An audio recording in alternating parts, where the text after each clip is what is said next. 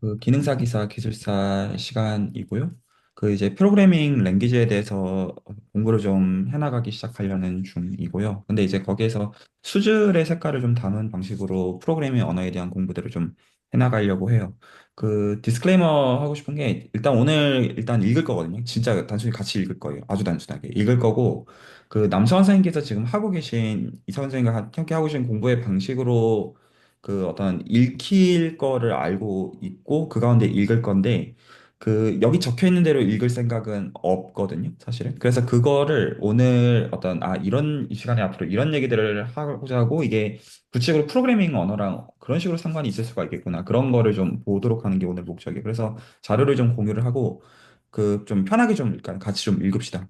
그래서 이게 그 제가 이제 올려드린 자료를 보시면 이런 노트 형식이고 프레젠테이션 슬라이드 형식이 있는데 제 생각에 요거는 이 노트를 같이 보는 게 나은 것 같아요. 그래서 노트를 좀 같이 좀 보겠고 어떻게 좀 이거를 같이 읽고 싶냐면 이렇게 읽고 일단 이걸 다 같이 함께 좀 읽고 싶거든요.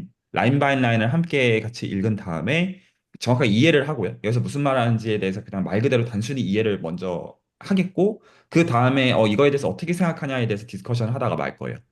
오늘은요.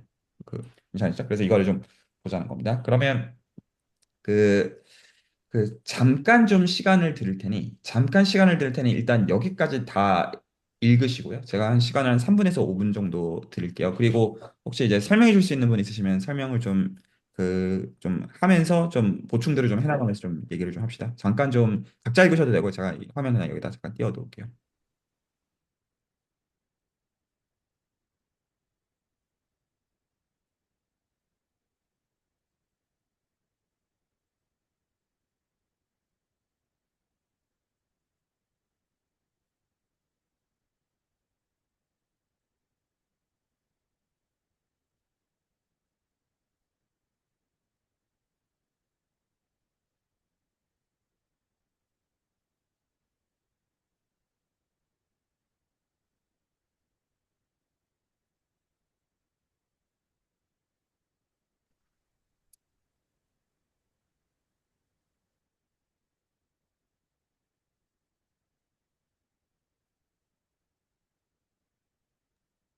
이현 선생님 어서 오시고요. 지금 오늘 어떻게 좀 할 거냐면 제가 디스코드에다가 방금 자료를 하나 올려놨는데 원래 공유하기로 한 자료 올려서 오늘 일단 이 노트를 다 함께 일단 단순하게 다 읽고 함께 다 읽고 그에 대한 어떤 그 해석들에 대한 얘기들을 오늘 조금 하다가 마무리를 좀 하려고 생각하고 있습니다. 그래서 잠깐 이거 좀 읽어보시라고 요 문단 일단 띄워놨는데 각자 좀 보셔도 되고요. 어떤 조금 이제 무슨 말인지 아시겠다 싶으신 분들은 이런 말인 것 같다 그런 얘기들 하면서 좀 이해들을 같이 좀 나누면 합니다.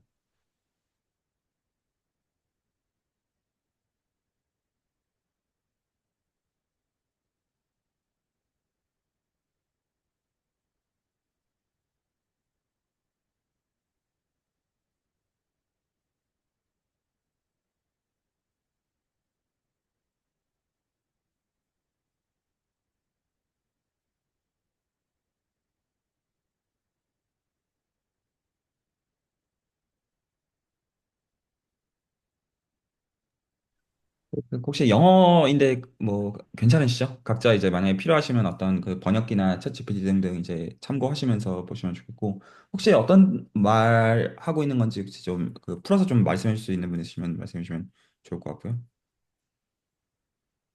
뭐 좀 네, 틀려도 괜찮습니다. 네, 우리가 프로그램을 작성할 때 어떤 언어들을 사용해서 문자의 나열을 통해서 그것을 표현을 하는데요.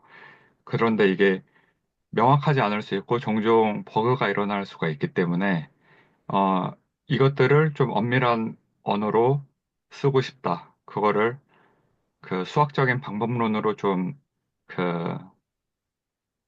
이 버그들이나 이런 그 프로그램을 작성할 때를 조금 한 맥락 밖에서 조금 그 명확하게 정의하고 싶다라는 걸로 이제 저는 읽었습니다. 예, 좋습니다. 혹시 동일한 문단에 대해서 보충 설명해 주실 분 있으시면 해주셔도 괜찮습니다.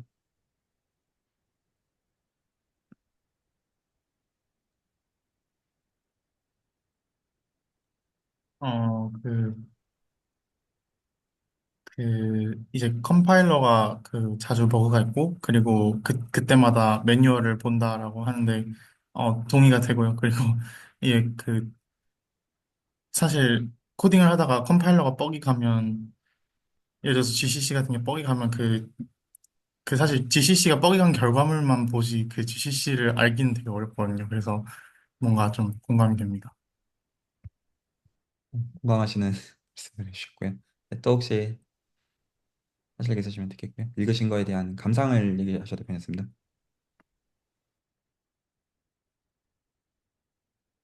혹은 요약도 괜찮습니다.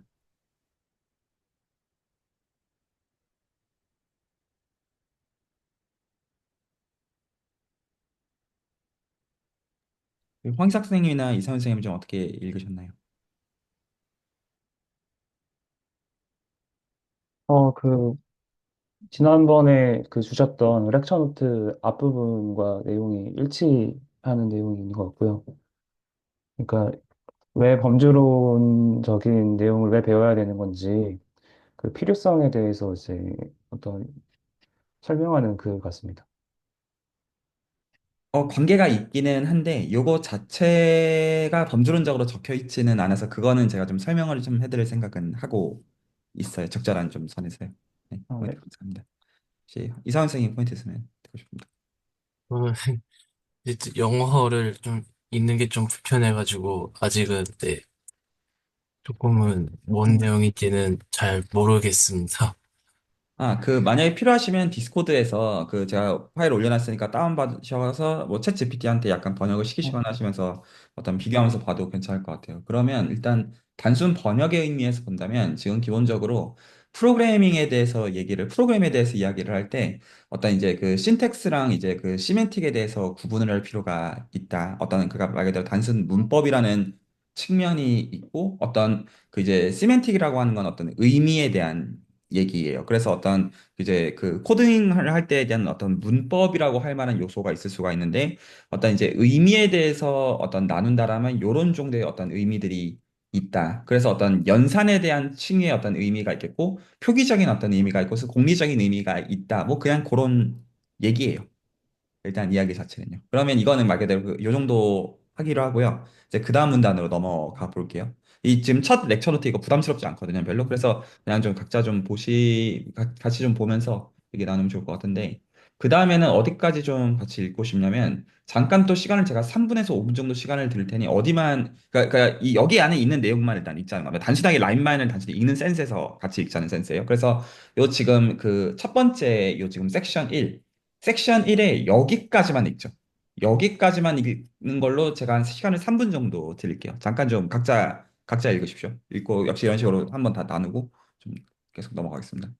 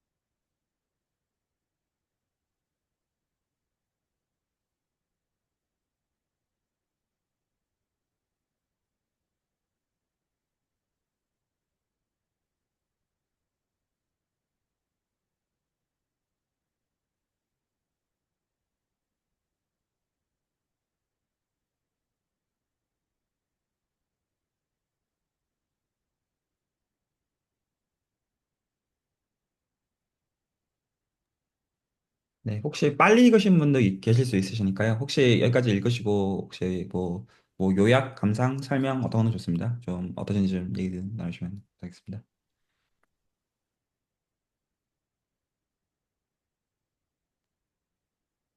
앞서 이제 신텍스랑 그 세마 시멘티를 이제 설명을 하고 나서 거기서 이제 대수적인 표현들에 대한 소개를 프로그램 언어에서의 대수적인 표현들에 대한 소개를 하고 있고 그 수학처럼 약간 그 변수들 얘기를 해주고 정수들 얘기해주고 그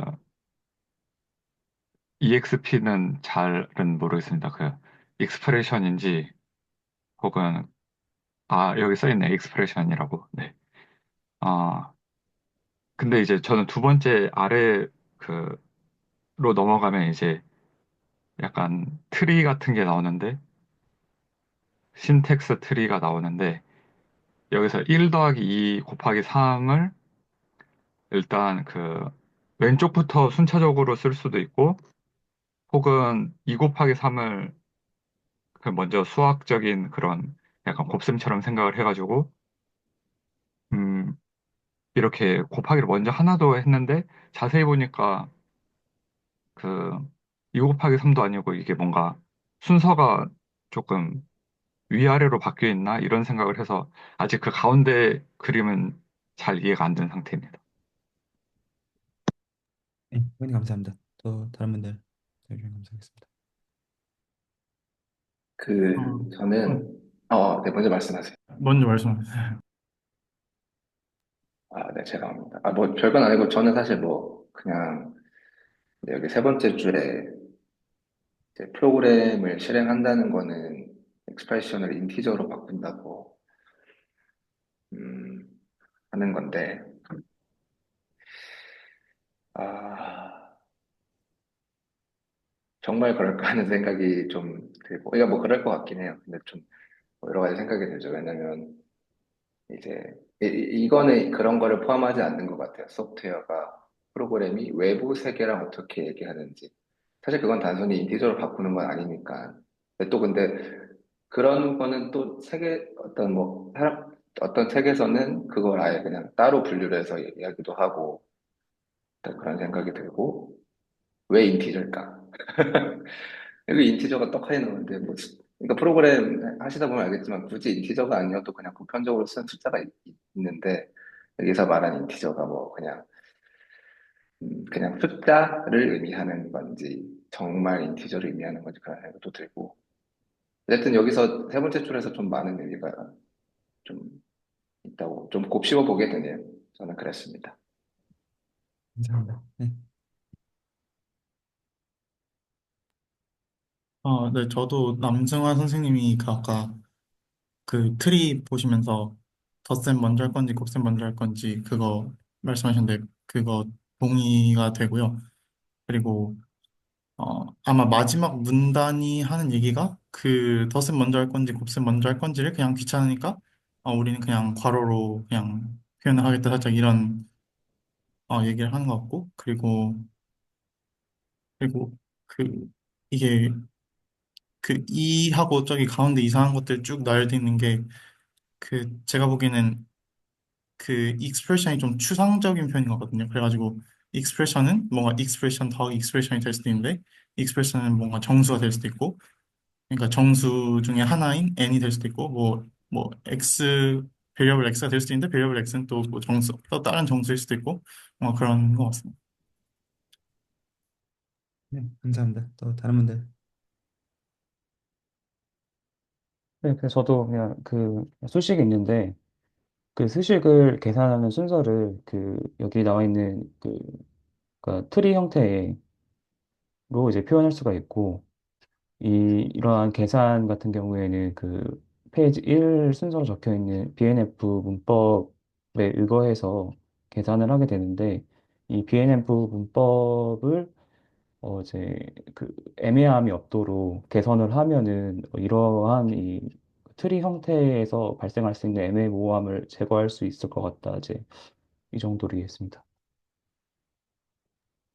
네, 혹시 이상훈 선생님은 어떻게 보셨나요? 또, 어, 이제 트리 형태로 이제 이렇게 그러니까 어떤 함수가 있으면은 이제 이렇게 트리 형태로 표현을 할 수도 있고, 이렇게 뭐 수학적인 수식이라고 말해야 되나? 이런 신텍스를 가진 형태로 표현을 하면은 좀 더 모호성이 줄어들 수 있다. 그 정도로 이해를 했습니다.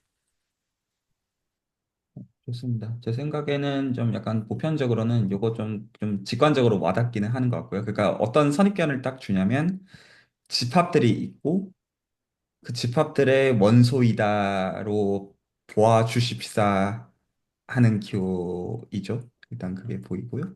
그리고 지금 여기서 그냥 단순 이제 클래리피케이션 해야 되는 것으로 지금 요거는 말 그대로 이제 x를 먼저 이원에다가 어사인을 하고 그 다음에 어떤 이투로 이발리에이션 하는 걸 기호를 이렇게 쓰겠다. 이 정도는 어떤 기호에 대한 클래리피케이션이 있고 그 가령 그러면 이제 이렇게 규정이 되어 있는 익스프레션을 토대로 해서 지금 만약에 이제 이런 거를 실제로 수행한다는 것은 이런 식으로 뭔가 트리를 만드는 작업이며 트리를 만드는 어떤 것 자체에 대해서 뭔가 경우에 따라서는 익스프레션 자체를 따져줘야 될 수가 있다. 일단 그 정도 층위로 읽어도 괜찮은 것 같아요. 그 크게 거부감들이 없어질 거라고 생각하고 계속 좀 읽도록 하겠습니다. 다 괜찮으시죠? 이 정도로. 그 지금 여기 구체적인 어떤 것들 나중에 그 다시 생각하도록 지금 읽고 있는 겁니다. 다시 이번에는 시간을 한 2분 정도 드릴 테니 여기서부터 여기까지만 한 1분 30초 정도 이제 보고 또 잠깐 얘기 좀 나눠보면 좋겠습니다.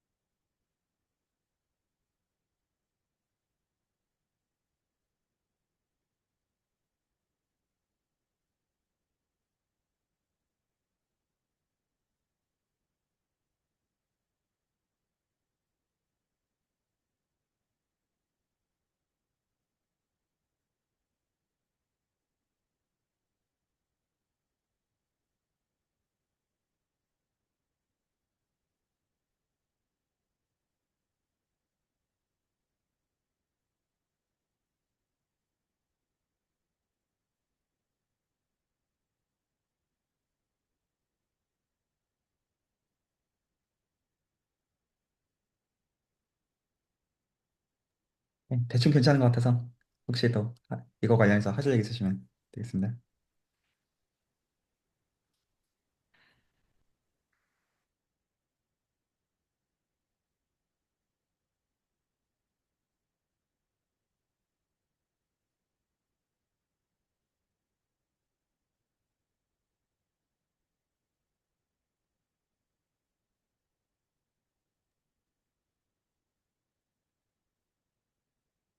그, 이제, 아래쪽에 그 클래스하고 이제 바하고 익스텐드 EXPR은 저희가 이제 클래스를 상속받을 때의 문법인데, 이제 각 타입이 어떻게 이제 구성되어 있는지 그 앞에 타입 EXP하고 디코라고 이제 또 그런 부분을 저는 표현한 것 같습니다. 간략하게 이상을 보면은.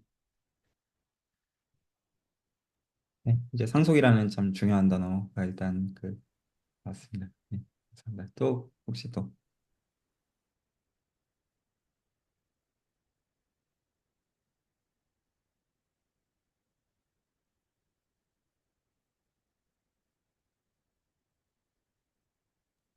네, 저도 그 황희수 선생님이 상속한다는 거에 좀 동의를 하고요. 왜냐면 그 아마 그 앞에 위에 그 타입 EXP하고 per of string 하고 or 하는 게 그 아마 그 앞 위에서 저희가 그 봤던 이를 뭐 x or n or 뭐 이런 걸로 정의한다라고 본 거랑 등가인 것 같아서 뭔가 타입이 익스프레션이 좀 더 부모 타입 같은 느낌이고 뭐 var이나 int나 add나 mul이나 이런 것들이 좀 더 자식 타입 그런 느낌이라서 네, 동의를 하는 것 같습니다.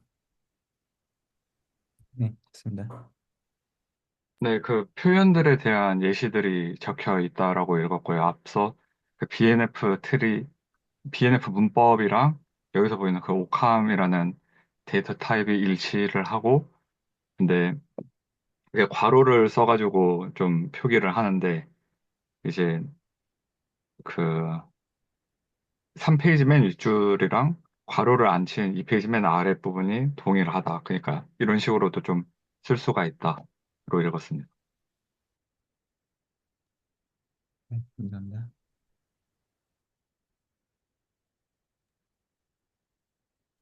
저는 자바는 자바도 그렇고 카멜도 그렇고 문법은 잘 몰라서 네, 자바의 여기를 보면은 사실 이게 뭔가 싶어요. 그냥 뭐 클래스 정의하고 뭐 안에 변수 선언한 것 같은데 뭐 어쩌라고 그런 느낌 들고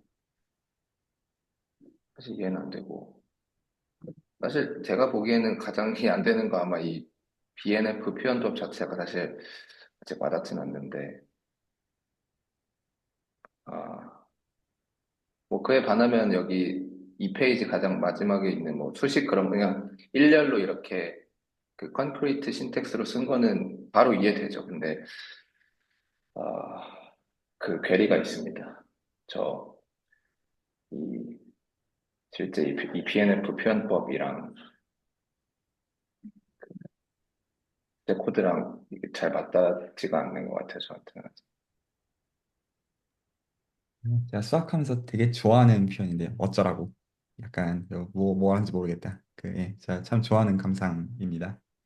예, 이거 뭐냐? 이게 뭐냐라는 게 되게 이게 감상적인 결의 얘기죠. 이제 제가 수학할 때 그런 거 되게 사실 강조하거든요. 이런 감상들이 되게 중요하다고. 그러니까 수학에서 이제 어떤 디스커션이 일어날 때 이런 짜증이 섞인 거가 언제나 질문의 결로 옳고요. 그리고 그 답변은 수학적으로 어떤 이제 논리나 계산상 이점을 취하는 것으로서 답변이 나오는 것이 수학적인 디스커션에 가는 이제 그 방향이 되거든요. 예, 말씀해 주셔서 감사합니다. 혹시 아직 얘기 안 하신 분 중에서 하실 얘기 있으시면 되고요. 저도 이제,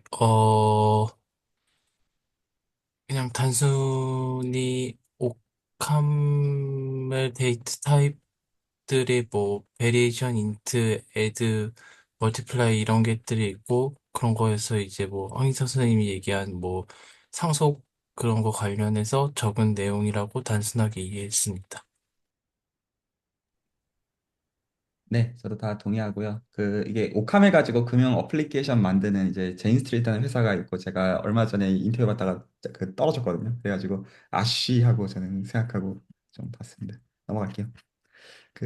이제 그 다음으로 이제 슬슬 조금 헤비해지는데요. 조금 헤비해지는데 이제 좀 나눠서 좀 읽을게요. 이거를 보기 전에 먼저 이제 여기는 조금 라인 바이 라인으로 좀 읽고 싶거든요. 그래서 제가 시간을 따로 안 들이고 약간 같이 좀 읽죠. 같이 그냥 제가 좀 약간 주도적으로 좀 그냥 그대로 읽을 테니 어떤 좀 같이 보시면 좋을 것 같습니다. 그래서 어떤 익스프레션이 어떤 건지 좀 직관적으로 보자. 그래서 뭐 이거라는 거 저희 알고요. 7 더하기 8 요거고 가령 이제 i를 요렇게 선언을 하면 지금 이게 실제로 7이니까 6 곱하기 7 돼서 42가 되는데 이거를 어떤 포멀하게 해보자. 라는 겁니다. 그래서 이제 오퍼레이셔널 시멘틱이라고 하는 거는 어떻게 하는 거냐면 애스트랙트 머신에다가 프로그램이 어떻게 실행하는지에 대해서 기술하고자 하는 건데 나중에 좀 따지긴 할 건데 어떤 대충 무슨 스몰 스텝 뭐 그렇게 크게 신경 안 써도 되는 것 같아요. 당장에는. 그래서 오퍼레이션 시멘틱이라고 하는 거가 어떻게 하는 거냐면 어떤 계속 뭔가가 반복이 되는 거에 대해서 약간 이제 재기적으로 사실 반복이 되는 거에 대해서 저희가 할 건데 여기서 이제 어떤 단어가 쓰이냐면 이제 컨피그레이션이라는 단어를 이제 저희가 쓸 거고요. 그래서 그게 지금 여기에 들어가 있어요. 컨피그레이션을 저희가 이런 식으로 약자로 쓸 거고 그래서 두 가지 데이터를 지금 기본적으로 갖고 있어요. 이 컨피그레이션이라는 걸 쓸 때. 그래서 여기 지금 이제 여기서부터 수학적으로 같이 읽어야 되는데요. 지금 일단 여기서 이렇게 지금 써놓은 게 있긴 하지만 대충 이퀄로 읽을게요. 대충 이퀄로 읽기로 하고 조금의 마음의 한켠에 불편함을 좀 남겨놓기로 하고 그 가운데 스토어와 익스프의 곱이라고 적고 있으니 그럼 우리가 이걸 수학적으로 읽는 거는 스토어라는 집합이 있고 그리고 이제 익스프라고 하는 집합이 있어. 그거의 곱집합을 생각하겠다는 의미로 보는 게 타당하겠죠? 좀 괜찮죠? 그러면 아까 이 익스프가 뭔지는 아까 저희가 봤죠. 익스프레션들의 모임이니까 그러면 일단 그것들은 뭐를 모으고 싶냐면 뭐 이런 거 모으고 싶다 정도의 의미로 받아들이면 괜찮겠죠. 이런 익스프레션들을 이제 적당히 이제 끌어모은 거가 집합이 되기로 믿기로 한다. 약간 그런 느낌입니다. 그래서 그게 얘인 것 같고요. 일단은 얘는 오케이. 그리고 여기서 지금 스토어라고 하는 거가 지금 적혀 있는데 여기서 사실 이거 다 하나하나 따져야 되는 것들이잖아요. 일단은 너무 신경을 안 쓰는 센스에서 여기 베리어블이라는 의미에서 벌이라고 쓴 거 같죠? 베리어블에서 어떤 이건 인티저 같죠? 그래서 그거로 가는데 또 화살표도 절반만 써놨어요. 그래서 아씨 뭐 절반 썼어 이런 게 신경이 쓰이지만 애써 무시하는 정세에서 일단은 약간 펑션의 느낌이죠. 그래서 지금 뭔가 이런 것들 어떤 펑션을 지칭하는 건지 펑션들의 모임을 지칭하는 건지 참 애매하지만 일단 굳이 찍는다고 한다면 어떤 이제 펑션들의 모임이라고 일단 대충 찍기로 하고요. 그러니까 기호가 무지하게 여러 의미에서 말이 안 되죠. 일단은 이게 화살표를 반쪽짜리만 썼다는 게 무슨 뜻이냐라는 거가 있고, 그리고 이게 펑션 한 개를 지칭하는 거냐, 아니면 펑션들의 모임을 지칭하는 거냐라는 게 있는데, 일단은 이것들을 펑션들의 모임이라고 왜냐하면 이게 집합이어야 되다 보니까, 물론 저희가 함수가 집합인 걸 지난번에 얘기를 해서 알고는 있는데요. 근데 어쨌든 그 함수들의 모임이라고 생각을 하면, 그럼 이 컨피그레이션이라는 건 뭐를 모은 거냐면, 그럼 이제 요거를 이제 같이 보면, 그 얘네들은 지금 베리어블을 인티저로 쏘는 녀석이래요. 죄송해요. 함수라고 하겠습니다. 얘는 스토어는 그러면 베리어블을 인티저로 쏘는 함수이다. 하지만 실제로 여기서 함수라는 단어를 쓰고 있지는 않아요. 쓰고 있지 않아요. 근데 maps라고 했으니까 그렇게 부르기로 하고요. 그리고 expression들이 이제 있어서 그래서 그것들을 이제 모은 거. 그래서 이 단어는 나오죠. 나중에 이제 중요하게 쓰일 단어기는 해요. partial function. 일단 이게 뭐지는 오늘 스트레스도 안 받기로 하겠습니다. 그냥 뭐 대충 함수다. 그 정도로 보자고요. 수학 작전에 보시려면 그냥 위키 찾아보면 바로 보실 수 있는데 오늘은 글로 가진 않을게요. 그러면 지금 얘는 그럼 스토어는 펑션으로 보고 얘는 그다음 펑션 곱하기 익스프레션 이것들을 모은 거를 이제 이걸로 본다고 하면 그럼 이제 직관적으로 지금 요 기호를 보면 지금 그럼 얘가 컨피그레이션의 원소 이걸 컨피그레이션으로 본다는 것은 컨피그레이션 본다는 거는 지금 이것도 기호로 봐야 되겠죠. 그럼 이 첫 번째 이 시그마가 이 함수로 보고요. 시그마를 요러한 함수로 보고 그리고 얘가 익스프레션으로 지금 보면 되겠죠. 혹시 괜찮으시죠? 그래서 지금 이제 얘가 스토어이고, 그러니까 이런 함수로 보고 얘를 익스프레션으로 보겠다. 여기까지 괜찮으시죠? 그러니까 사실 여기까지는 읽고 나도 조금 여러 결에서 애매해요. 그러니까 지금 뭔가 집합을 선언이 되는 것 같지만 좀 약간 좀 느낌 좀 있으시죠? 뭐냐 조금 클래리피케이션 좀 더 있으면 좋겠다. 그 느낌을 좀 받으면 좋겠고요.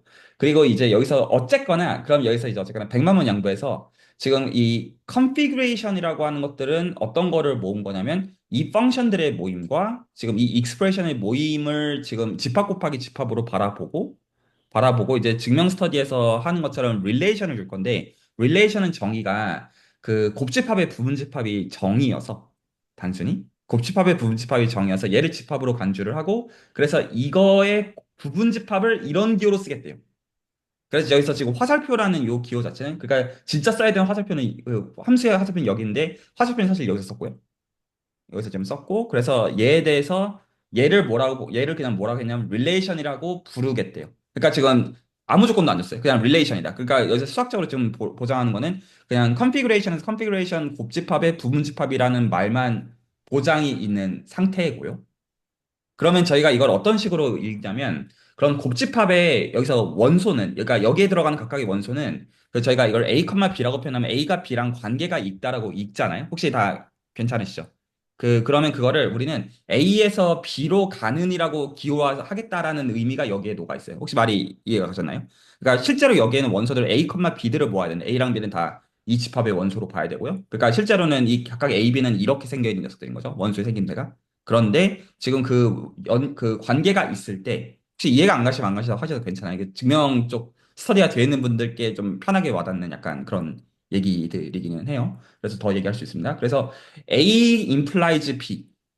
이 말은 실제로 A, B라는 원소가 여기에 들어가는 것이다. 라는 거가 실제 뜻입니다. 그거를 어떻게 규정하겠다고 했냐면 지금 이거가 한 스텝을 평가하는 것으로서 생각을 하겠다. 프로그래밍. 자, 혹시 일단 여기까지. 일단 지금 저희가 여기까지 지금 읽었어요. 자, 혹시 여기까지 질문이나 코멘트 혹은 나름의 요약.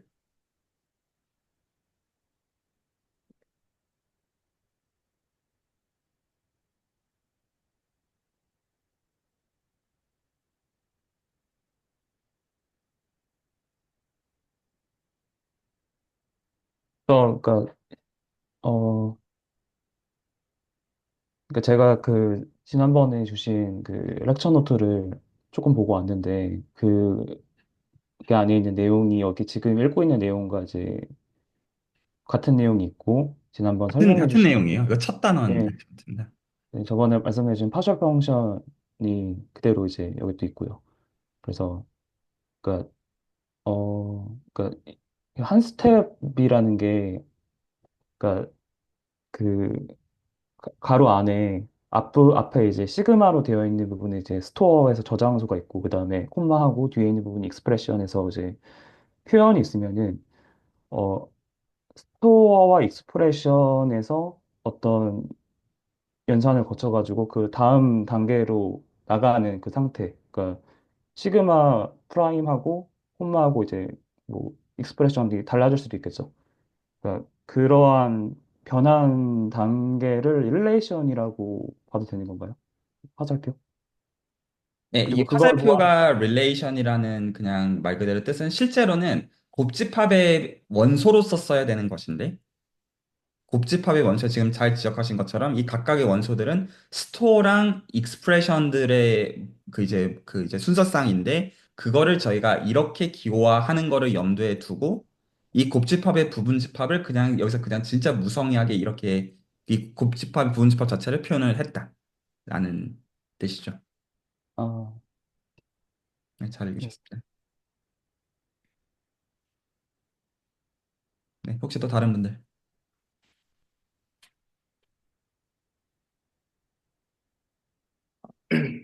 그, 여기 보면은, 그러니까 여기 스몰 스텝을 통해서 석세시블 리덕션이라고 했는데, 뭐 이걸 보니까 뭐 반대로 말하면 엄청 큰 빅스텝이 있어서 한 번에 쫙 줄일 수도 있는데 굳이 지금 이런 식으로 아주 작은 요소로 이제 쪼갠다는 게 네, 그게 약간의 보이는 흐름이고 아, 그리고 그러니까 이게 리덕션이라는 표현이 뭔가 계속 줄어든다는 표현이라서 뭔가 지금 나와 있는 단순히 집합 구조에 뭔가 더 제약이 그러니까 줄어든다고 생각을 하면, 뭐 늘어나는 건 아니니까요. 뭐 리덕션이나 반대로 익스펜션 아니니까.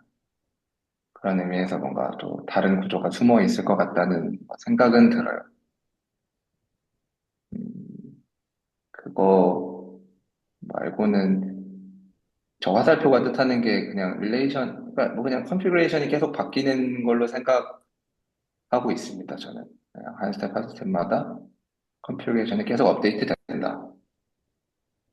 네, 그것도 이제 바뀌는 거고. 뭐 여전히 좀 너무 정말 이게 맞나 하는 생각이 들려. 너무 아직 좀 한 단계 추상화된 것 같은데 좀 네, 그렇습니다. 감사합니다. 또 다른 분들?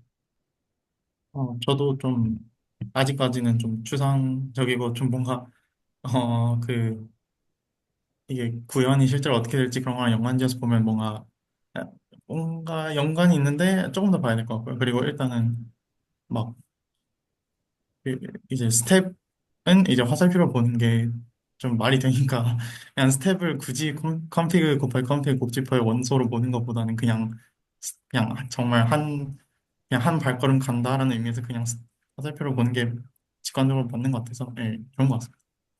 그러니까 약간 얘가 딴지라고 볼 수도 있고 이현 선생님 포인트가 딴지라고 볼 수도 있고 약간 대립하는 구도인데 그냥 화살표 의미가 명확한데 굳이 이런 식으로 막 수학적으로 말이 되는 신용을 해야 되냐 약간 그런 뉘앙스 비슷하다는 거죠. 공감 인사를 합니다. 또 다른 분들도 말씀 듣고. 저 살짝 궁금한 게 있는데요. 일단은 내용은 의미가 돼요. 만약에 예시로서 지금 그 파란색 지금, 이렇게 블록 잡아놓은 걸 보면은 그 레프트 핸드 사이드라고 표현할게요. 왼쪽에 있는 거가 한 단계고, 그리고 그게 오른쪽에 있는 걸로 이제 변환이 되는 거를 이제 화살표로 이렇게, 음, 그려놨는데, 이거에 대한 그 릴레이션 넷째, 네 번째 줄 위에 이제 그 화살표하고 부분집합 표기하고 이제 그 같다 등호 그러니까 부분집합이다 하고 이제 컨피규레이션 그리고 곱집합 컨피규레이션이 돼 있는데 여기서 이 부분집합 의미가 그 잘 모르겠어요. 왜 어떤 의미인지. 이 화살표가 여기 그 부분집합에 포함된다라는 의미인 건지를 잘 모르겠습니다. 이 화살표 자체가 이 지금 기호의 이걸로 인해서 부분집합이라고 봐야 되겠고요. 네. 이 화살표 음, 자체가 부분집합인데 그게 실제로 그 지금 언어 이제 그 기호 남용을 하고 있는 건데 이렇게 쓰는 기호의 의미가 얘 지금 이 말이죠. 얘가 이 예, 릴레이션에 들어간다. 그래서 얘를 음, 집합으로 해석을 해야 되고요. 곱집합이 부분집합으로. 아, 예, 알겠습니다. 네, 네, 오히려 증명기초 지금 훈련을 하셨기 때문에 이제 정확하게 하려는 그런 그 결이다. 네. 네, 그것도 좋습니다. 저는 이제 저기서, 어, 컨피그, 그러니까 릴레이션에서 어떻게 이제 프로그램을 평가할 수 있는 건지, 그게 조금 갑자기 확 넘어간다는 느낌이 들어가지고, 거기서 조금 수상적이다라는 느낌을 많이 받았습니다. 너무 그것도 맞는 포인트인 것 같아요. 한편으로는 그런 생각도 할 수 있는 것 같아요. 지금 약간 이게 프로그래밍 얘기인데 왜 이렇게 좀 수학적이고, 어쨌든 다른 거잖아요. CS는 CS고 수학은 수학이지. 네. 뭔가 좀, 약간 뭐냐, 약간 그런 느낌도 있어요. 네. 그런 의미에서 지금 CS 쪽 하시는 분들 입장에서, 이거 너무 수학적으로, 추상적으로만 적혀 있는 말들 아니냐. 뭔 말인지 알겠다는 것과 별개로 그런 생각 들 수 있는 것도 있는 것 같아요. 더 있으신가요? 저는 그 타원형의 그 집합들 사이에 화살표가 이동하면서 함수를 표현하는 그 대응 관계를 페어로 표현하고 그걸 하나의 어떤 그 포인트나 점으로 표현해서 그걸 가지고 또 다른 관계를 계속 만들어서 그러니까 뭔가 더 복잡하고 구조적인 걸 만들어 내려고 하는 전체적인 그림처럼 느껴집니다. 네, 좋습니다. 각자 이제 좀 느낌들이 서셨다고 생각을 좀 하고요. 적어도 지금 여기서 모티베이션 하고 있는 방식대로만 좀 밀고 넘어가겠습니다. 그러니까 실제로 어떤 이제 그 정수도 실제로 무한계 있을 거고, 익스프레션 자체도 무한계가 있을 거기 때문에 실제로 지금 여기서 그 인피니트 넘버의 어떤 선택지가 되는 거가 문제가 될 수가 있어서 그래서 그거를 파이나이트계로 지금 어떤 이제 낮추고자 하는 거가 있어서 그걸 우리가 적어도 어떤 추론 규칙이라는 걸 토대로 해서 하기를 원한다라고 어떤 모티베이션을 주고 있어요. 이거 사실 수학적으로 타당한 부분이에요. 그러니까 늘 무한대는 문제인데 무한계를 유한계로 낮추기 위해서 어떤 이제 추론 규칙이라는 걸 도입을 하겠대요. 그래서 좀 보죠. 그러면 지금 이거를 이제 여기서 지금 정해준 룰이 뭐냐면 여기서 추론 규칙의 의미라는 걸 어떻게 정의를 했냐면 위가 되면 아래가 된다. P implies Q 느낌을 좀 받으시면 좋겠고요. 기본적으로 위가 되면 아래가 된다. 그래서 약간 그걸 가지고 직관적으로 읽어보면 n이 뭐 시그마 오브 x이면 그러면 이 지금 요 페어가 시그마 컴마 x가 시그마 컴마 n으로 바뀌게 하겠다. 이렇게 읽으면 되는 것 같고요. 가령 여기서 시그마랑 E1이 시그마 프라임 위드 E1 프라임으로 바뀌면 이거 말 되죠? 이렇게 바뀐다라고 하면 그러면 시그마는 시그마 프라임으로 바뀌어야 되고 E1은 E1 프라임으로 바뀌어야 되니까 이 관계가 되어야 된다. 라는 것이고요. 그런 식으로 이제 하나씩 읽어보시면 이렇게 바뀌면 바로 이제 눈에 보실 거라 생각합니다. 이렇게 바뀌고 이렇게 들어가면 지금 이제 P가 이거랑 같다고 했으니까 이렇게 들어가고 제가 직관적으로 좀 읽히실 거라고 생각을 합니다. 아, 뭐 그런 말이구나 단순히. 그래서 이렇게 바뀌면 이렇게 들어가고 이렇게 바뀌면 이렇게 들어가고 이렇게 바뀌면 이렇게 들어가고 뭐 그런 식으로 하겠다. 그런데 여기서 한 가지만 좀 신경 써야 되는 게 가령 얘도 괜찮은 것 같아요. 시그마가 시그마 프라임으로 바뀌고 E1이 E1 프라임으로 바뀌니까 시그마 프라임으로 바꿨고 원래는 X가 E1이 됐던 건 X가 E1 프라임으로 바뀌는 이것도 이거 말이 이제 기호가 이해가 가고요. 뭔지. 근데 이제 여기서 얘만 좀 규정할 필요는 있는 것 같아요. 그래서 지금 여기서 이 기호가 어떤 뜻인지만 지금 얘기를 하고 있는데 이 기호는 무슨 의미냐? 이거 말 알아들으셨죠? 그래서 지금 시그마 프라임을 얘로 할 건데 얘가 지금 지칭하는 거는 뭐냐면 맵이 지금 X부터 N으로 지금 할당하겠다는 뜻이다. X를 이제 N으로 할당하자라는 의미여서 어떤 뜻이냐면 실제로 어떤 함수가 있는데 Y가 실제로 우리가 지금 생각하는 X라는 베리어블이 될 때 N으로 바꾸고 그렇지 않을 때는 이 시그마를 따라가지고 바뀌게 둔다. 라는 의미를 요런 이 기호로서 나타내면 시그마 프라임으로 얘를 가지고 가면 시그마는 시그마 프라임을 바꿔야 된다. 뭐 그런 이야기죠. 그래서 이게 말 그대로 x만 n으로 바꾸겠다의 어떤 돼 있는 거를 이제 추론 규칙이라는 거 하에서 이제 표현을 하고 있습니다. 자, 여기까지 다 이거 근데 나중에 계속 쓸 거거든요. 아무것도 아닌 것 같기는 한데. 그 자, 혹시 여기까지가 지금 저희가 이제 오퍼레이션 시멘틱에 대해서 일단 읽은 거예요. 다 대충 괜찮으시죠? 뭔 소리 하는지는 알겠다. 그냥 딱 그 정도 측면에서요. 넘어갈게요. 그 다음에 계속 그냥 읽어보면 좀 읽혀요. 그러면 가령 지금 여기서 시그마가 E1 프라임으로 바뀌고 지금 얘가 이렇게 들어가면 그거에 대응해가지고 그냥 얘가 지금 그걸 가지고 어떻게 바뀌는지 이제 어떤 그 룰들을 보면 되는데 이거는 이제 지금 시간상 제가 이제 여기서부터는 다음번에 같이 읽기로 하겠고요. 제가 여기까지 읽은 걸 토대로 해가지고 이제부터 좀 선입견을 좀 섞어 드리려고 하거든요. 자, 그래서 여기서부터는 제가 사실 작년에 하려고 했던 직거리를 이 시간에 같이 하려고 생각하고 있어요. 그래서 할게요, 그냥. 여기서 어떤 선입견을 넣어야 되냐면, 오늘 필요한 단어가 두 가지가 있어요. 제가 위키를 드리는 가운데, 잠깐만요. 두 가지 단어가 필요한데, 카테고리 시어리의 카테고리, 그리고 그, 내추럴 트랜스포메이션 두 가지가 필요하거든요. 이제 여기서부터는 저 노트에 없는 거예요. 그래서 제 선입견을 좀 바꿨습니다. 그래서 그, 다음 한 주 동안 이거는 좀 제가 지금부터 설명해 드리는 거에 대해서 한 차례씩 생각을 해 보시는 거를 권합니다. 근데 이거 혹시나 오해하실까 봐 말씀드리는데, 그거 뭐 다음 시간까지 다 이해해와라라는 층에서 말씀드리는 것은 절대로 아닙니다. 절대로 아니고요. 지금부터 어떤 걸 하려고 하는 거냐면, 이제부터 저것들 읽으실 때, 불편하게 만들려는 게 지금 목적이거든요. 왜냐하면, 사실, 실제로 다루는 게 집합도 아니고 함수도 아니기 때문에. 그래가지고 이제 그거를 논하기 위해서 제가 다른 정의들에 대해서 말씀을 좀 드리기 시작할 거예요. 그래서 여기서 카테고리라는 것과 내추럴 트랜스포메이션이라는 말 두 가지가 등장하게 되는데 정확하게는 거기서 펑터까지 들어오게 되는데 카테고리라고 하는 거는 어떤 거를 모으는 거냐면 뭐를 모아주는 거냐면 오브젝트랑 몰피즘이라는 거를 모으는 겁니다. 자, 일단 포멀한 말들을 저기서 읽지 마시고요. 제 말을 들어주시기 바랍니다. 이게 직관이 클릭이 안 되면 계속 돌아요. 그래서 카테고리라는 정확한 워딩은 사실 제가 이 시간에 나중에 심플리셔 셋으로서 인피니 카테고리 얘기를 할 생각이어서 원래는 대수학의 아름다까지 다 하고 할 생각이었지만 그냥 할게요. 그 카테고리라고 사실 부르지만 원 카테고리라고 1이라는 의미에서 원 카테고리라고 부르는데 카테고리라고 그냥 아셔도 돼요. 그냥 카테고리는 뭐를 모으는 거냐면 오브젝트랑 몰피즘을 모으는 건데요. 뭔 개소리냐? 이게 뭔 개소리인지를 이해를 할 필요가 있는데 증명 스터디를 공부를 하면 뭐를 배우냐면요. 수학은 집합과 함수를 배우는 건데 논리적인 영역에서는요. 집합을 우리가 왜 배우냐면 되고 안 되고를 명확하게 하고 싶은 거예요. 집합이라고 하는 게 수학적인 측면에서는요. 이거 다 동의하시죠? 원소 들어감, 안 들어감. 흑백 논리 말하고 싶어서. 단순하게. 그리고 이 집합에 있는 거를 저 집합으로 옮기는 거. 이게 함수. 그래서 수학을 배우는 거는 집합과 함수를 배우는 것이라고 하고 싶은데 이게 나가리가 나요. 왜 나가리가 나냐면 너무 많이 모으면 그게 안 돼요.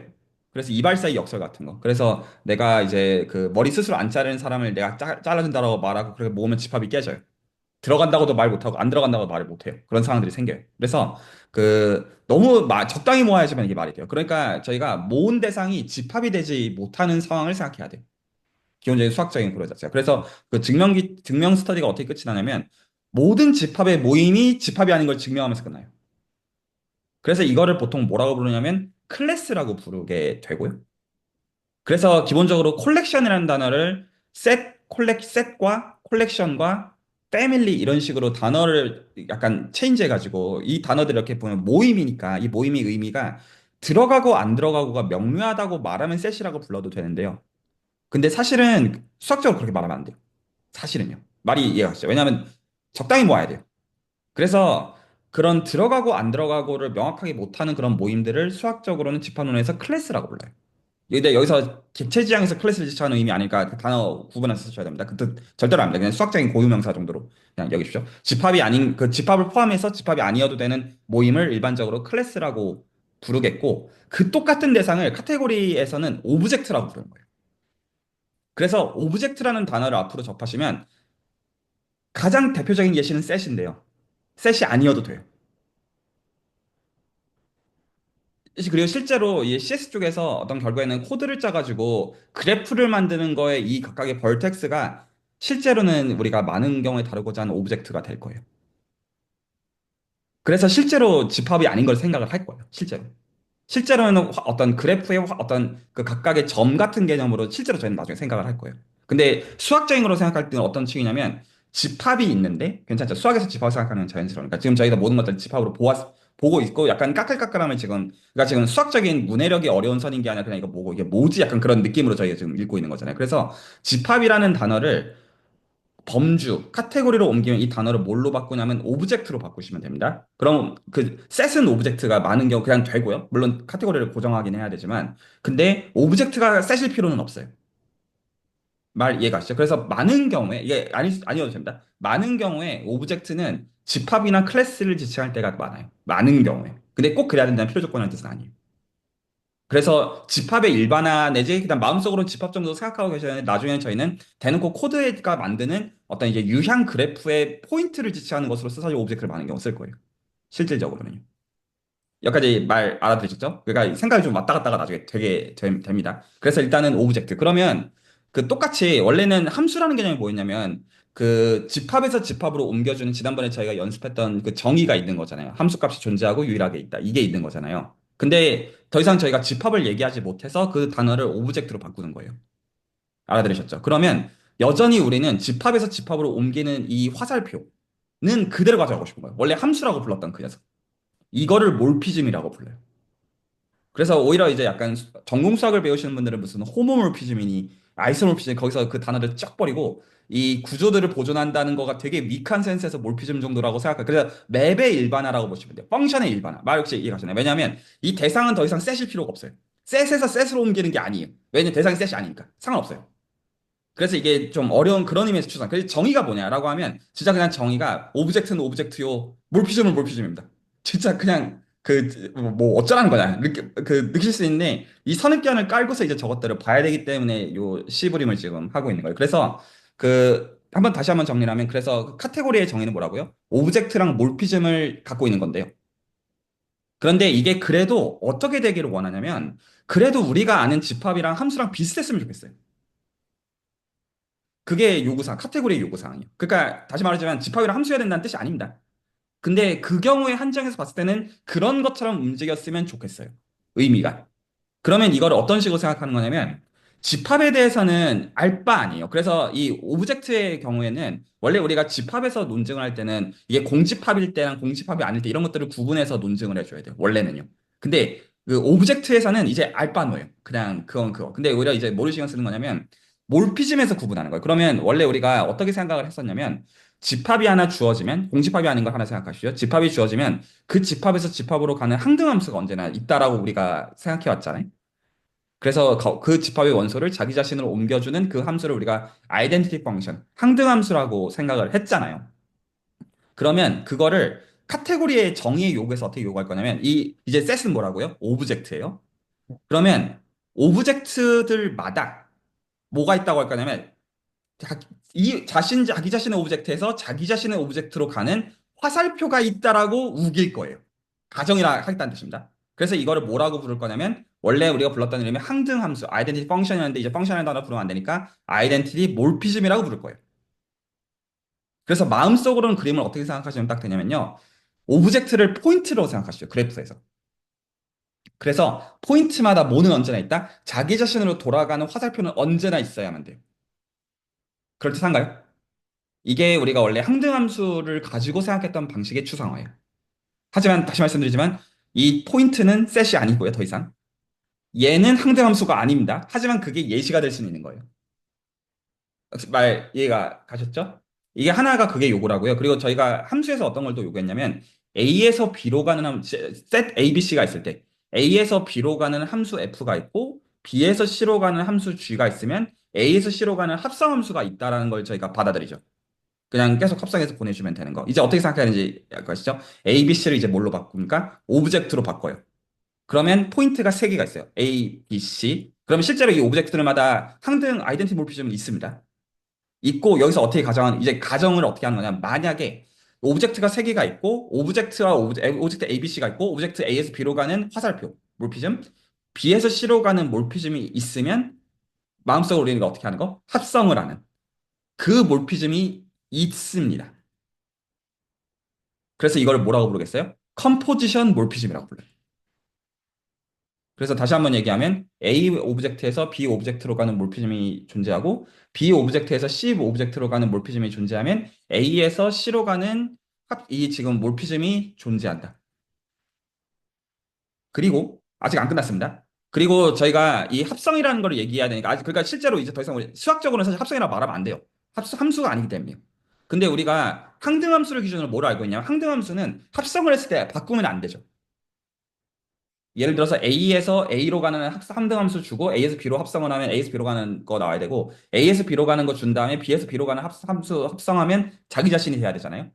말 이해 가시죠? 이거를 이 아이덴티티 몰피즘과 방금 만든 컴포지션 몰피즘을 기준으로 된다고 우길 겁니다. 이게 다 되는 그러한 오브젝트랑 몰피즘의 모임을 우리가 카테고리라고 불러요. 이게 정의. 여기까지가 정의예요. 한 번만 더 포멀하게 말씀드립니다. 카테고리는 콜렉션 오브 오브젝트 위드 몰피즘인데 세 가지를 만족해야 돼요. 아이덴티티 몰피즘이 각 오브젝트마다 존재하고요. 그 몰피즘들이 합성할 수 있는 방식으로 주어져 있으면 컴포지션 몰피즘이 존재해야 되고 그리고 합성을 한 게 아이덴티티처럼 움직이도록 움직여야만 돼요. 이 세 가지가 요구가 되는 그러니까 그 보장이 되는 오브젝트와 몰피즘의 모임이 있으면 이걸 우리가 카테고리라고 부를 거고요. 근데 사실은 좀 더 정확하게 나중에 저희가 심플리절스에서 인피니 카테고리로 제가 이 C브림 할 생각이기 때문에 정확하게는 원 카테고리라고 부를 겁니다. 아주 정확한 전문가들 용어로 쓴다면. 그래서 이게 그래서 첫 번째 카테고리라는 용어의 그 어떤 소개를 해드린 겁니다. 그 다음 주까지요. 이제 저희가 이제 요것들 읽어나갈 때 이런 선입견들을 섞기 시작할 거거든요. 다르게 읽히도록. 그러면 이 관점을 가지고 카테고리만 가지고 이제 다시 한번 지금까지 저희가 읽은 걸 볼게요.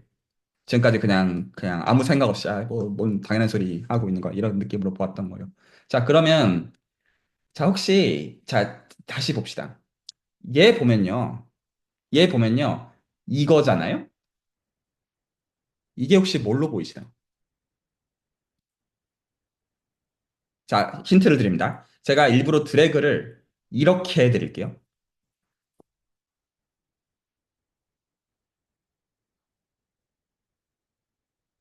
방금 제가 한 말 다시 한번 생각해 보시죠. 카테고리가 몰피즘, 구성이 되어 있으니까 오브젝트랑 몰피즘으로 구성이 되어 네. 있으니까 몰피즘은 화살표입니다. 이게 뭘로 보이세요? 카테고리로 보입니다. 제가 지금 혹시 드래그한 게 뭐처럼 보이시나요? 저 앵글 브리킷으로 감싸져 있는 게 오브젝트로 보이고, 저 화살표가, 오브젝트. 이게 오브젝트. 그다음에 저 화살표가 이제 몰피즘으로 보이고, 그렇게 혹시 보이세요? 자, 그리고 이제, 여기서, 예, 네, 정답입니다. 그렇게 보는 게 지금 의도예요. 그러면 지금 얘는, 자, 이제 다시 한번 봅시다. 얘는 오브젝트는 집합일 필요가 없다. 없다. 아니에요. 그냥 여기서 그 학부 노트라서 여기 지금 가르친 교수도 다 알고 있는 거지만 뻥치고 있는 겁니다. 아닌데. 오브젝트예요. 그리고 여기서의 지금 그 화살표는 뭘로 읽어야 됩니까? 몰피즘으로 읽어야 돼요. 그러면 마음속으로는 어떻게 생각하시면 되냐면 이게 진짜 말이 되는 건 어떤 식으로 생각하냐면 오브젝트를 두 개 똑같은 걸로 놔요. 그러면 똑같은 오브젝트를 두 개를 주면 아이덴티티 몰피즘이 있어야 돼. 야지만 말이 되죠. 그래서 그런 말 안 적어놨으면 그런 게 되게 해놓은 겁니다. 아, 저 질문 있습니다. 예. 그, 지난번에 그 동치 관계인가 찾아보라고 하셨는데, 네. 지금 말씀하신 그 오브젝트랑 모피즘의 관계를 그러니까 반사적, 대칭적, 추이적 그 관계, 세 관계랑 관계가 있는 건가요, 혹시? 관계가 다 있는데요. 지금 이게 다른 층위들이 있어요. 그러니까 지금 저도 증명 스터디에 나누는 모든 대상들은 실제로 집합을 기준으로 다루는데 지금 제가 드리는 얘기는 이걸 벗어나는 얘기를 하고 있는. 그래서 거기서 했던 거를 그 생각을 집합을 기준으로 다 정리를 한 다음에 그 다음에 집합을 버려야 돼요. 그렇게 하는 방식으로 다 버릴 수 있어요. 이퀴valence relation 또한 그럽니다. 네. 네, 자, 그러면 이제 얘가, 선입견 이상한 게 하나 생겼죠? 이거 오브젝트 간의 몰피즘으로 보인다라는 굉장히 이상한 씨부림을 하는 게 되고, 그러면 오브젝트가 세 개가 있으면, 그러면 이것도 컴포지션 몰피즘이 있는 것처럼 해서, 말이 되지 않나? 라는 생각이 좀 드시죠? 괜찮나요? 자, 그러면 한 가지를 더 해야 됩니다. 자, 그러면 이제 이거 한번 잘 보십시오. 그러니까 지금 기호에서 이미 의도가 깔려 있는데요. 그러면 지금 이게 다 지금 뭘 하고 있는 거냐면 카테고리에서 그럼 카테고리를 마음속으로 어떻게 생각하시면 좋냐면요. 그래프로 생각하시면 제일 좋아요. 그래프가 있는데 그러면 여기서 각각의 포인트들이 이 각각의 이 순서상이에요. 혹시 말이 이해가시죠? 그리고 거기서 이 그래프에서 이 그래프가 어떻게 연결이 되어 있는지가 이런 화살표가 하고 있는 역할이에요. 여기까지 혹시 괜찮으세요? 그렇게 됐을 때 이거 직관적으로 읽으실 때는 아무 부담감이 없이 읽었어요. 뭐 시그마 시호 프라임 바꾸고 이 프라임 바꾸면 이거 되겠지 싶을 때 말장난? 약간 그냥 그거잖아요. 그냥 이 추론 규칙이라고 뭐 말장난도 아니고 약간 딱 그 느낌인데 왜 하필이면 이렇게 구분해 놨을까요? 이거 이렇게 위로 올려도 될 텐데 왜 이렇게 라인을 구분했을까요? 의도가 뭘까요? 그 저번 그 렉처 노트 설명에서는 분자가 프리미스고 아래가 이제 컨클루전 해가지고 위에가 그거는 전제 맞기는 해요. 맞는데 그래고 그 관계로 보긴 했거든요. 자, 지금 요 얘기까지 오늘 마무리를 좀 짓고 얘기는 한 5분 10분 안에 다 마무리를 좀 지을게요. 지금 제가 드리기 시작한 렉처 노트에 없는 방식으로 지금 이거가 오브젝트 및 몰피즘이라는 제가 이상한 선입견을 들었잖아요. 그게 뭐 그럴 수도 있나? 약간 지금 그게 있는 상태에서 그 층위에서 왜 이렇게 두 라인으로 썼냐가 제 질문이에요. 어, 질문 층위가 상상을 좀 물어보는 겁니다. 왜 이렇게 썼을까요? 다른 오브젝트랑 다른 몰피즘이기 때문에, 그러니까 위에 있는 거는 이 원을, 그 시그마랑 이 원에 대한 그 오브젝트에 대한 얘기고, 아래 거는 시그마랑 이 원 플러스 이 투에 대한 얘기여서 따로 적은 것 같습니다. 네, 혹시 다른 분은 또 있으신가요? 그냥 아까 그냥 찍는 건데요. 네, 찍으십시오. 그 L 에드가 내추럴 트랜스포메이션이면 네. 위에가 사실 잘은 모르겠어요. 근데 위에가 그냥 모피즘이고 아래도 모피즘이니까 모피즘에서 모피즘을 옮기는 거니까 그냥 내추럴 트랜스포메이션일 수도 있겠거니 하면서 그냥 그렇게 카테고리가 생각을 두 개인 거예요. 그게 답이. 아, 이쪽 그래프가 있고요. 이쪽 그래프가 있는데 두 그래프 월드가 따로 있는 거예요. 물론 그 그래프들끼리 같은 걸 써도 돼요. 그건 알바 아니고 그래프들이 두 개 있다고 생각하시면 돼요. 그래서 이렇게 표현한 거예요. 이렇게 써놨으면 그래프 한 개짜리에 대한 얘기예요. 그래서 이 그래프에서 근데 이제 더 이상 이 그래프는 집합도 아니고 함수도 아니고 뭣도 아니에요. 이 그래프는 카테고리예요. 정확한 단어를 쓰면 카테고리 1에서 카테고리 2로 옮겨주는 게 이 줄이 바뀌는 행위예요. 혹시 말이 그럴듯한가요? 이 그래프에서 이거 재밌으면 좋겠는데 이 생각의 방식이 이 그래프에서 저 그래프로 옮기고 있는 것이다. 그래서 이 말을 정의하는 이거를 자연 변환이라고 불러요. 이 변화는 범주 1에서 범주 2로 옮겨주는 건데 근데 다시 범주라는 거는 마음속으로는 그래프로 생각하십시오. 그러면 실제로는 뭘로 구성이 되어 있는 거냐면 벌텍스 위드 에러로 구성이 되어 있는 거예요. 오브젝트 위드 몰피즘. 괜찮나요? 그거를 다 옮겨줄 수 있어야 돼요. 그래서 내추럴 트랜스포메이션, 자연 변화는 오브젝트도 옮겨줘야 되고 몰피즘도 옮겨줘야 돼요. 이걸 지금 집합과 함수로 헷갈리시면 안 돼요. 함수를 어떻게 옮기느냐. 그 말이 아니에요. 그래프로 생각하시면 이게 말이에요. 근데 실제 그래프란 뜻은 아니에요. 직관에서 그렇다는 것이지. 말이 혹시 이해가 되셨나요? 그래서 이런 센스에서 이제 내추럴 때문에 오늘 정의까지만 보고, 그러면 제가 지금 여기까지 말씀을 드리는 일단 정의를 이제 보고 올게요. 그래서 지금 정의가 좀 이상하게 보이시면 좋겠는데, 지금 여기까지 한번 보십시오. 그럼 어떻게 되어 있냐면, 이게 오브젝트, 그리고 이게 몰피즘. 오브젝트 간의 화살표. 괜찮죠? 그러면 여기서 이 F가 내추럴 트랜스포메이션이라는 녀석인데, 그러면 오브젝트도 다른 오브젝트로 바꾸고요. 이 오브젝트도 이 오브젝트로 바꾸고요. 이 몰피즘도 이 몰피즘으로 바꾸고 있는 거예요. 그렇게 보이는 그러한 F를 자연변화라고 부르는데 그러면 이것도 잘 움직여야 될 거잖아요. 그래서 조건을 줘요. 조건을 어떤 식으로 줄 거냐면 여기서 이게 굉장히 복잡해 보이긴 하지만 이게 뭐냐면 만약에 지금 여기서 어떤 일이 발생하고 있는 거냐면 이거 좀 나중에 좀 읽어보세요. 이거 앞으로 계속 저희가 한 번 보고 앞으로 아시죠가 아니고 계속 이걸 가지고 생각할 거여서 그런데 지금 뭐를 주는 거냐면 그럼 만약에 여기서 죄송해요. 제가 지금 뻥터랑 내추럴 트랜스포머 지금 헷갈려요. 지금 얘가 내추럴 트랜스포머 얘가 지금 뻥터인데 제가 지금 말을 지금 꼬여가지고 하고 있는데 이게 내추럴 트랜스포메이션인 거는 맞는데 한 번 다시 할게요. 죄송해요. 제가 말을 한 단계를 지금 꼬았어요. 사실 나중에 구분 안 하고 막 생각하게 되거든요. 그러니까 다시 카테고리에서 카테고리로 바꿔주는 거를 뻥터라고 부릅니다. 죄송해요. 나중에는 별 상관은 없어져요. 그래서 이거를 함자라고 부릅니다. 이 그래프에서 이 그래프로 옮겨주는 거. 함자라고 부르고요. 말 알아들으셨죠? 그러면 여기서 함자는 어떤 거를 요구하냐면 항등 아이덴티티 몰피즘은 저쪽으로 아이덴티티 몰피즘을 가야만 돼요. 그러니까 그래프에서 어떻게 생각하시냐면 그래프가 있어요. 그러면 포인트를 찍는 것마다 자기 자신으로 돌아가는 화살표가 있죠. 그러면 이 오브젝트를 저쪽 오브젝트로 옮겨요. 그러면 이 몰피즘이 그 아이덴티티 몰피즘으로 반드시 가야 돼요. 말이 혹시 납득이 가셨나요? 그리고 그 벌텍스를 세 개를 찍어요. 세 개를 찍어서 이 에로우랑 이 에로우가 있으면 그것들을 이렇게 다 옮기면 그렇게 그대로 가는 거일 때 뻥터라고 불러요. 이거를 함자라고 부릅니다. 펑터 혹은 함자. 라고 부르고요. 그리고 지금 저기서 그 펑터가 두 개가 있을 때, 펑터가 그래서 F랑 G가 있으면 그거 사이에 지금 이렇게는 보장이 될 때 이거를 왔다 갔다를 보장하는 이거 다음 시간에 좀 더 자세하게 얘기할게요. 그래서 이걸 내추럴 트랜스포메이션이라고 부르고 추론 규칙은 내추럴 트랜스포메이션. 자, 이제 오늘 이제 요런 게 앞으로 하려는 작업이거든요.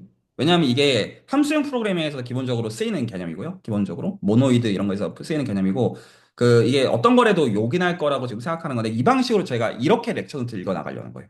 그냥 적혀 있는 대로 읽을 생각이 없고요. 솔직히 말이 이해가 되나요? 그래서 적혀 있는 거는 집합으로 적혀 있는데 그건 솔직히 전 제가 관심 하나도 없어요. 그냥 말되는 척하는 건데 실제 말이 되지도 않아요. 그래서 이게 사실은 이런 범주론적인 것으로 보기 위해서 코드를 어떻게 보도록 하는 거? 그래프로서 보는데 그래프는 정확하게 뭘로 보는 겁니까? 단어를 정확하게 쓰면 심플리셜 셋이라는 펑터로 보는 거예요. 아주 정확하게 단어를 쓰면. 그래서 코드라고 하는 것은 사실은 토포스로서 혹은 특정 프리시프로서의 그 어떤 심플리셜 셋이고 실제 수학적 정의는 이 그래프의 진짜적 심플리셜 셋 정의는 펑터이다. 그래서 실제로 어떤 코드를 만드는 행위 자체는 어떤 펑터이고 실제로 어떤 프로그램과 어떤 이제 그 논리 사이에 대응 관계가 존재해요. 제가 그래서 아까 디스코드에 올려놨던 그 커리 허드 커리스폰던스라는 거 올려놨는데 그래서 지금 원래 증명에 대해서 훈련하고 있는 것과 예를 들어서 증명이라고 하는 것과 프로그램을 어떤 아마 이게 엑시큐션인지 제가 좀 헷갈리는데 프로그램을 짜는 것과 일이 다 대응 관계들이 있어가지고 그 방식으로 실제로 뭐를 만드는 거냐면 카테고리를 만들 거예요. 그래서 그런 방식으로 포멀 베리피케이션 같은 걸 하는 게 가능해지게 됩니다. 물론 이게 포멀 베리피케이션이 가장 중요하다 이런 뜻으로 말씀드린 건 아니에요. 그래서 이런 층에서 수학적인 이랑 CS적인 이해를 같이 하는 그거를 일단 당분간 좀 같이 해보자가 제가 지금 하는 제안이고요. 네, 오늘 얘기는 여기까지입니다. 혹시 그 질문이나 코멘트 있으시면 듣겠고요. 재미없다. 이것도 괜찮습니다. 자, 사실 이거 많이 고민하고 던지고 있는 거라. 그 몇 가지가 있는데요. 일단은 아까 이 렉처의 내용이 집합인데 이제 집합이 뭐 약간 뭐 집합이면은 집합이 아닌 뭐 지금 카테고리에서 성립은 할 것 같다는 제가 그런 뉘앙스로 이해를 했는데 근데 그러니까 제가 느끼기에는 이제 수학에는 무한이라는 걸 쓰는데 사실 컴퓨터를 이용해서 이제 계산을 할 때는 뭐 컴파일러가 동작하는 방식도 그렇지만 무한은 없거든요. 그래서 없는 것 같아요. 무한은 없는 것 같고 그래서 집합으로 한정을 해도 현실 세계에 돌아가는 그러니까 지금도 저 렉처가 프로그래밍 랭귀지니까 거기까지는 괜찮지 않을까 하는 생각은 들고 그럼에도 불구하고 그 카테고리를 갖고 오고 그 카테고리가 정의되는 그 모양새로 이걸 이해하면 더 깔끔하게 이해되는 건 맞는 것 같아요. 그리고 그러니까 이건 좀 다른 이야기일 것 같은데 그러니까 카테고리의 몰피즘이 정의되는 게 그러니까 그 컴포지션의 결합이랑 아이덴티티인데 그러니까 저는 그거 했을 때 뭐 예전에는 그런 생각을 했는지 안 했던 것 같은데 사실 그냥 모노이드의 그거랑 똑같잖아요. 네, 모노이드는 닫혀 있어야 되거든요. 네, 네, 여기 닫혀 있다는 얘기는 네, 없지만 그 맞아요. 뭔가 저희가 구는 이제 추상대수에서 하지만 모노이드는 또 덜 다루는 것 같고 네, 모노이드가 그래도 여기서는 뭔가 네, 그냥 좀 여러 가지 생각이 들었습니다. 몇 가지 말씀만 좀 드릴게요. 지금 말씀하신 거, 그러니까 이게 어떤 질문의 결이 어떤 이제는 수학이랑 이제 CS의 어떤 연관 그리고 실제 요긴성 약간 여러 가지들이 포함이 되어 있는 건데 예를 들어서 그러니까 프로그램 랭귀지를 막론하고 포문을 돌린다.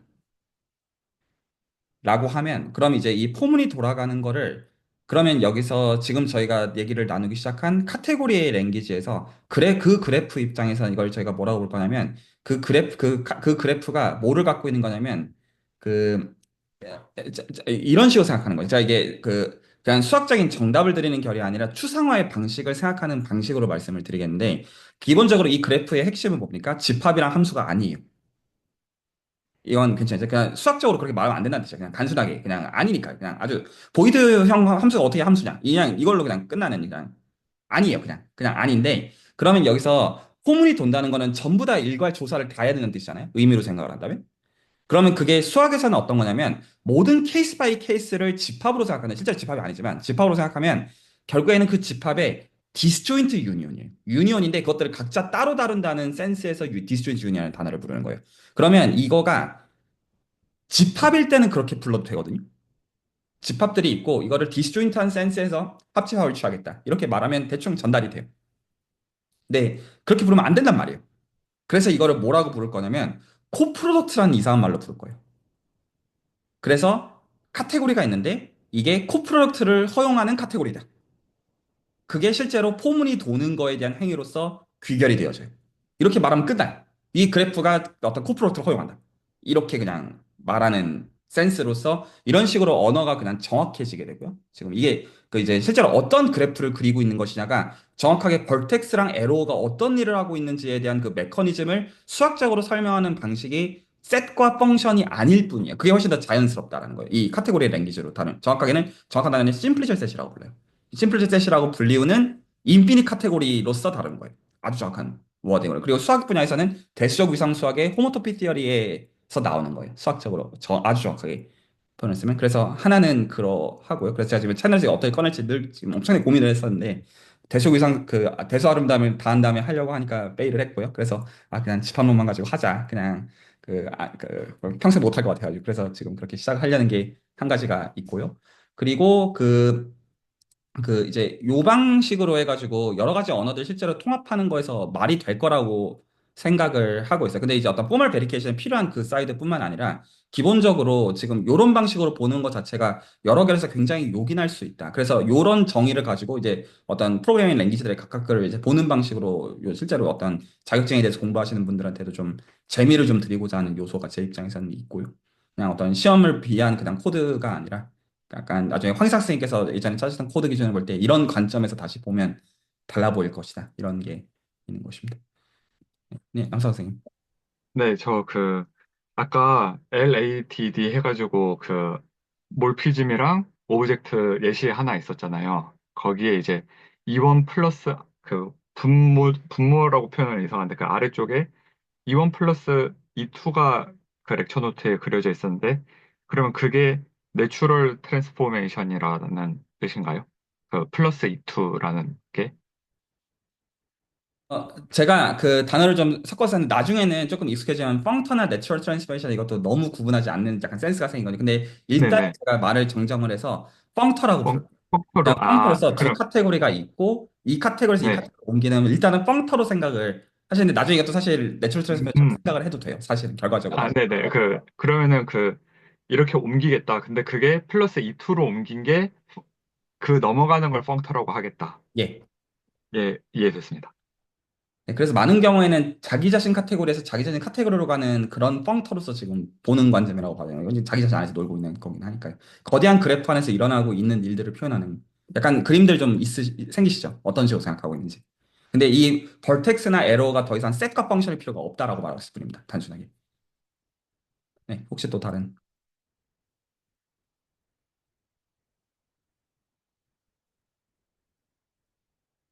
제가 아까 그래서 그 얘기를 하려고 했는데, 아까 그 구태영 선생님께서 하셨던 얘기 중에서, 이거 사실 모노이드 얘기 아니냐. 그럼 이게 생각을 이렇게 하는 거예요. 그러니까, 모노이드는 수학적으로는 집합에다가 연산이 있는데 결합법칙이 되는 방식으로 정의를 하는 거지 않습니까? 그러면 이 지금 그래프를 얘기할 때 뭐를 다 얘기하면 안 돼. 이 첫 줄부터 틀리게 되는 거예요. 원래는 우리가 편애하는 거는 집합이 있으면 파워셋이 있어서 부분 집합이 모시기를 만족할 때 이런 얘기를 저희가 하는 걸 좋아하거든요. 이 첫 줄을 말할 수가 없어요. 집합이 있으면 파워셋이 있고 이 말을 하면 안 돼요. 그래서 모노이드라는 대상 같은 거를 집합으로 다 말이 되게 만든 다음에 이걸 다 뭘로 말을 바꿔야 돼요? 카테고리로 말을 다 바꿔야 돼요. 그 작업만 거쳐주면 돼요. 그래서 이거 지금 얘기할 때 제가 일부러 저도 액처를 쓰는 건데 집합인 척하고 적혀 있기 때문에 집합인 것처럼 메이크 센스하게 한 다음에 아직 아니거든요. 그러면 그렇게 말을 한 번 더 가면 그럼 모노이드라는 거 있으면 다시 구글링 어떻게 하시냐면 모노이드 카테고리 이렇게 하면 이게 뭐냐? 그럼 화살표상 말이 되게만 되어 있는 거예요. 근데 실제 직관은 그 모노이드라고 하는 펑션, 그러니까 셋으로부터 말이 되게 되어 있는 것이다. 왜냐하면 결합법칙 이런 거 말하면 안 되잖아요. 이 그래프에서는요. 엄밀하게 말하면요. 그러니까 그게 수학적으로 말 되게 추상화를 한 번 더 간 스텝들을. 근데 집합을 가지고 먼저 생각한 다음에 가야 되는 방식이라는 거죠. 어떤 그게 구체화는 추상화 왔다 갔다 하는 결이 있습니다. 그래서 괜찮으시면 저는 이제 오늘은 일부러 제가 이렇게 읽어드렸거든요. 이게 어떤 심리를 좀 보여드리고 싶었냐면 그냥 읽으면 재미없잖아요. 재미없으시죠 별로. 그냥 그런 거지. 이건데 이런 관점으로서 제가 설명을 해드리려고 하거든요. 그럼 이제 읽으시면 좀 다르게 읽히실 거예요. 조금. 그래서 그것들을 생각을 하고 구체적인 어플리케이션 뭐 C++를 어떤 보든 뭐 파이썬을 보든 뭐 FPGA 쪽의 어떤 그 HDL 쪽 랭귀지를 보든 그중에 특정 어떤 함수형 프로그램에 특화되어 있는 것들을 보든 그것들을 실제로 볼 건데 이것들을 지금 이런 관점에서 언어를 이렇게 통일하면서 이 시간에 같이 보아 나가고 싶거든요. 제 제안이. 그러니까 그런 의미에서 저 노트를 읽자는 것이 오늘처럼 앞으로 이렇게 읽자는 뜻은 아니었어요. 근데 한번 비교를 해드리고 싶었어요. 지금 이거를 이 랭귀지 없이 읽는다는 게 어떤 측이냐. 그러면 그냥 읽히긴 하는데 그냥 그런 거라는 거죠. 네, 그래서 많은 참여 바라겠고요. 네, 오늘 일단 레코드는 여기서 줄입니다.